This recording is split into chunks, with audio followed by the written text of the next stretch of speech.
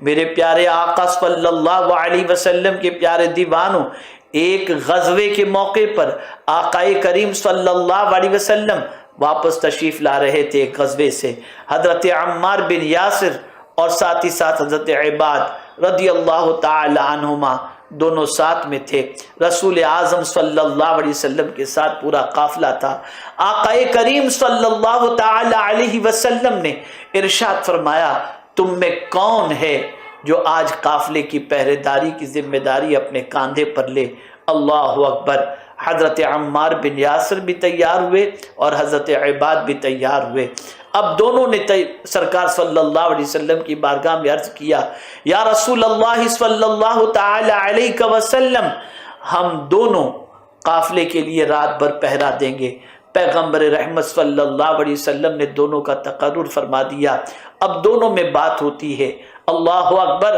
حضرت عمار بن یاسر رضی اللہ تعالیٰ عنہ اور حضرت عباد دونوں ایک دوسرے سے پوچھتے ہیں کہ تم بتاؤ، تم رات کے کون سے حصے میں پہرا دینا پسند کرو گے؟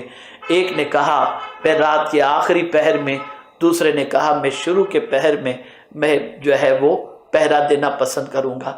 اللہ اکبر۔ میرے پیارے آقا صلی اللہ علیہ وسلم کے پیارے دیوانوں، جسے آخری پہر پہرا دینا تھا وہ آرام کے لیے چلا گیا، اور جس کے پہرے داری کی ذمہ داری تھی وہ پہرا دینے کے لیے کھڑے ہو گئے، لیکن انہوں نے دیکھا جب سب سو رہے ہیں تو اپنی رات میں کیسے گزاروں۔ اللہ اکبر۔ وہ پہرا دینے والے صحابی رات کو کھڑے ہو جاتے ہیں عبادت کے لیے۔ اللہ اکبر۔ اللہ عز و جل کی بندگی کے لیے کھڑے ہو گئے، حالت نماز میں ہیں۔ دور سے ایک مشرک نے دیکھا کہ کوئی کالا سایہ نظر آ رہا ہے، وہ سمجھ گئے کہ یہ کوئی اللہ کا بندہ ہے، اور اللہ عز و جل کے رسول صلی اللہ علیہ وسلم کے قافلے کے پہرے دار کی حیثیت سے پہرا دے رہا ہے۔ مشرک نے انہیں تنہا دیکھا، تیر چلایا، ایک تیر، وہ حالت نماز میں تھے، ایک تیر ان کے جسم پر لگا، انہوں نے وہ تیر نکالا، پھینک دیا، نماز جاری رکھی۔ پھر تھوڑی دیر کے بعد دوسرا تیر اس نے چلایا، وہ دوسرا تیر بھی آپ نے جسم سے نکال کر پھینک دیا۔ پھر تیسرا تیر چلایا، آپ نے تیسرا تیر بھی نکال کر کے پھینک دیا، نماز میں مصروف رہے۔ اللہ اکبر۔ میرے پیارے آقا صلی اللہ علیہ وسلم کے پیارے دیوانوں، پھر جسم میں اتنی سکت نہ رہی کہ کھڑے رہ سکیں، بیٹھے، اور بیٹھنے کے بعد آپ نے اپنی نماز مکمل کر کے اپنے قریب سونے والے اپنے ساتھی کو جو آخری پہر میں پہرا دینے والے تھے ان کو جگایا اور فرمایا کہ شاید دشمن نے حملہ کر دیا۔ اللہ اکبر۔ اس کے بعد جو ہے وہ ساتھی کہتے ہیں تم نے پہلے ہی تیر پر مجھے جگہ کیوں نہیں دیا؟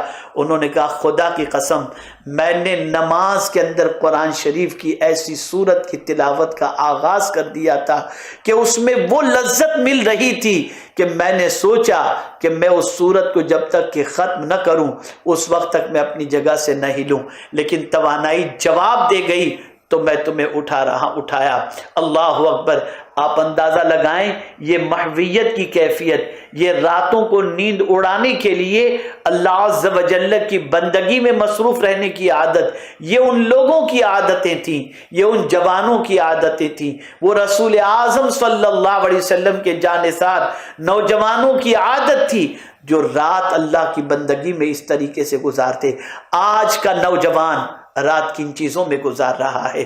آج کے جوان کی راتیں کن کاموں میں خرچ ہو رہی ہیں؟ آج کا جوان نیند اڑانا چاہتا ہے، کوئی گٹکھا استعمال کرتا ہے، کوئی ڈرگس استعمال کرتا ہے، کوئی شراب استعمال کرتا ہے، کوئی میوزک سنتا ہے، کوئی گانے سنتا ہے، نیند آ رہی ہے تو یہ ساری چیزوں کا سہارا لیتا ہے۔ لیکن صحابہ کو جب نیند آنے لگتی اور ان کی ذمہ داری شب بیداری کی ہوتی تو پھر وہ اپنی نیند کو اڑانے کے لیے اللہ کی کتاب کی تلاوت میں مصروف ہو جایا کرتے تھے۔